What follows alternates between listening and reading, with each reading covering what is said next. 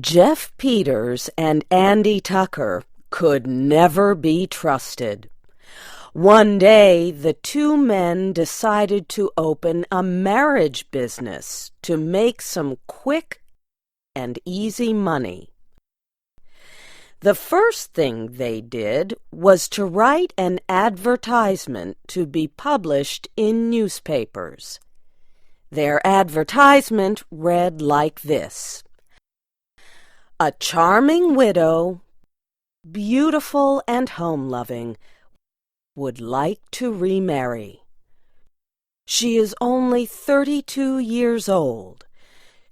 She has $3,000 in cash and owns valuable property in the country. She would like a poor man with a loving heart.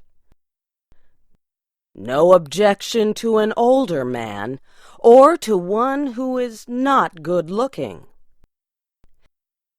But he needs to be faithful and true, can take care of property, and invest money with good judgment. Give address with details about yourself. Signed, Lonely.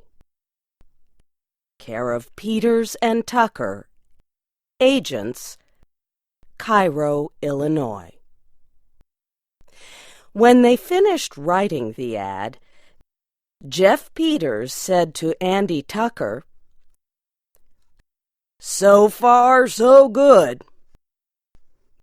And now, where is the lady?" Andy gave Jeff an unhappy look. "What does a marriage advertisement have to do with a lady?" he asked. "Now listen," Jeff answered. "You know my rule, Andy. In all illegal activities, we must obey the law in every detail. Something offered for sale must exist. It must be seen. You must be able to produce it. That is how I have kept out of trouble with the police. Now, for this business to work, we must be able to produce a charming widow, with or without the beauty, as advertised." "Well," said Andy, after thinking it over, "it might be better if the United States Post Office should decide to investigate our marriage agency. But where can you hope to find a widow who would waste her time on a marriage proposal that has no marriage in it?" Jeff said that he knew just such a woman. "An old friend of mine, Zeke Trotter," he said, "used to work in a tent show. He made his wife a widow by drinking too much of the wrong kind of alcohol. I used to stop at their house often. I think we can get her to work with us." Mrs. Zeke Trotter lived in a small town not far away. Jeff Peters went out to see her. She was not beautiful, and not so young, but she seemed all right to Jeff. "Is this an honest deal you're putting on, Mr. Peters?" she asked when he told her what he wanted. "Mrs. Trotter," said Jeff, 3,000 men will seek to marry you to get your money and property. What are they prepared to give in exchange? Nothing. Nothing but the bones of a lazy, dishonest, good-for-nothing fortune seeker. We will teach them something. This will be a great moral campaign. Does that satisfy you? It does, Mr. Peters, she said. But what will my duties be? Do I have to personally reject these 3,000 good-for-nothings you speak of? Or can I throw them out in bunches?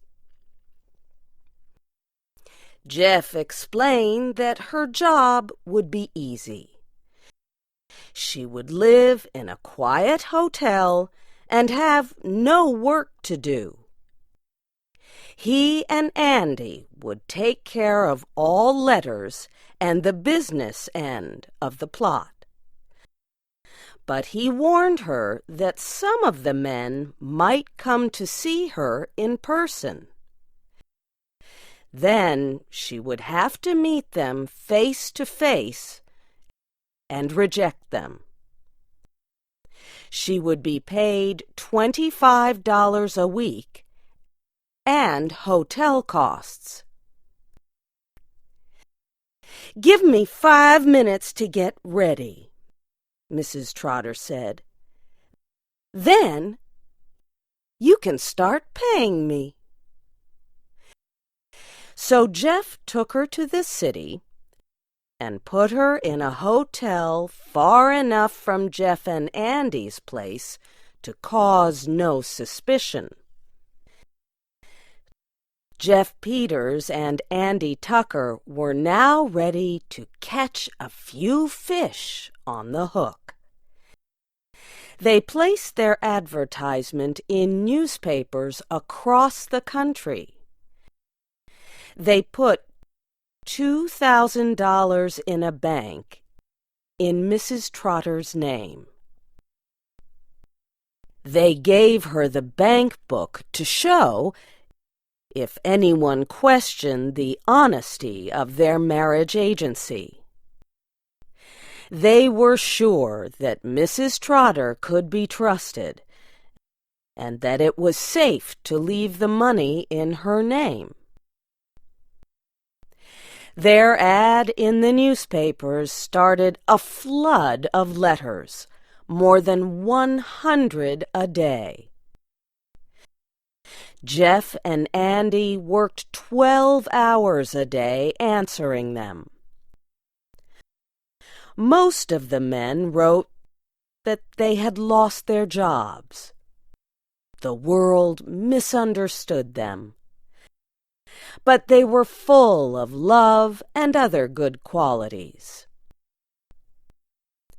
Jeff and Andy answered every letter with high praise for the writer. They asked the men to send a photograph and more details. And they told them to include $2 to cover the cost of giving the second letter to the charming widow. Almost all the men sent in the $2 requested. It seemed to be an easy business. Still, Andy and Jeff often spoke about the trouble of cutting open envelopes and taking the money out. A few of the men came in person. Jeff and Andy sent them to Mrs. Trotter, and she did the rest. Soon, Jeff and Andy were receiving about $200 a day. One day, a federal postal inspector came by.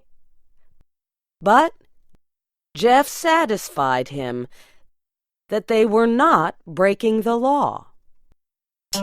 After about 3 months, Jeff and Andy had collected more than $5,000, and they decided it was time to stop. Some people were beginning to question their honesty, and Mrs. Trotter seemed to have grown tired of her job. Too many men had come to see her, and she did not like that. Jeff went to Mrs. Trotter's hotel to pay her what she was owed, and to say goodbye. He also wanted her to repay the $2,000 that was put into her bank account.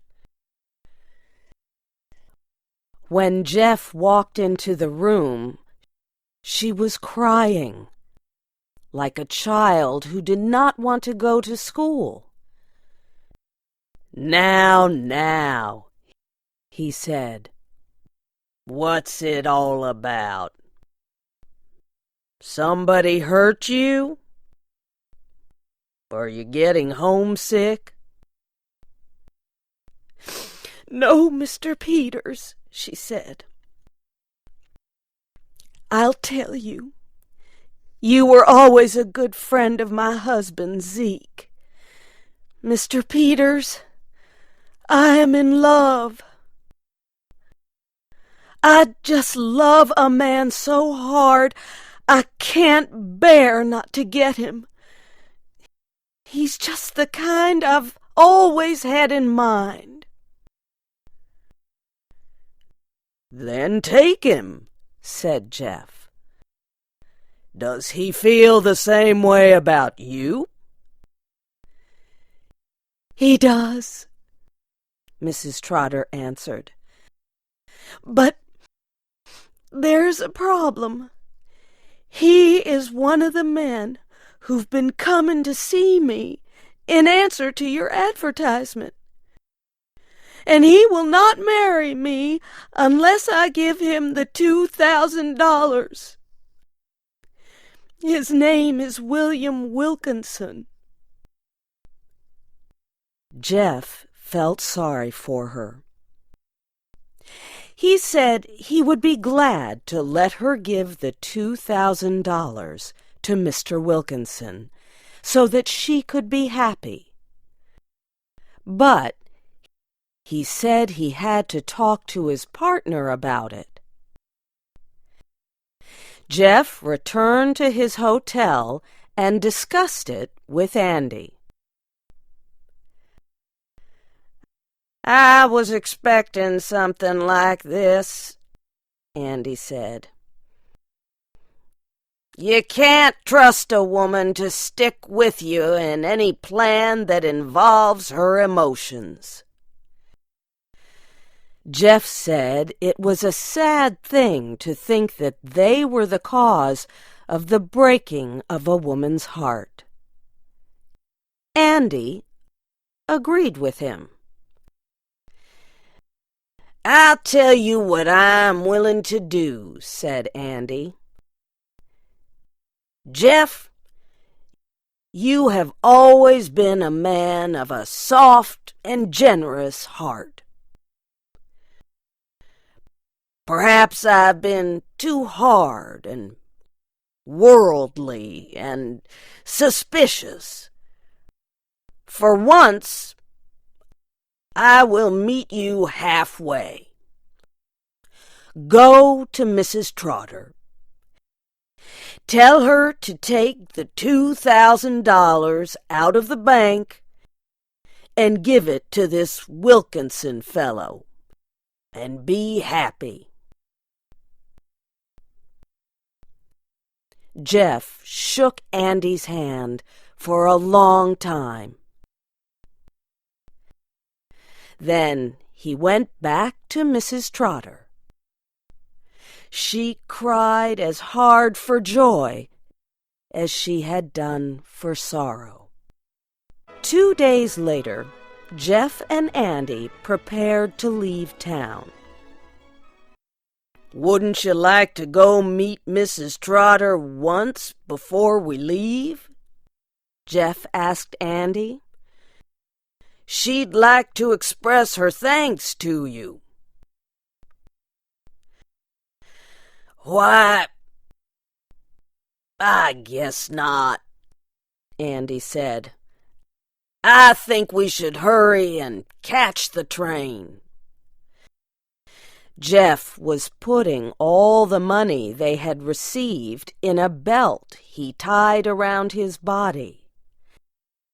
Then Andy took a large amount of money out of his pocket and asked Jeff to put it together with the other money.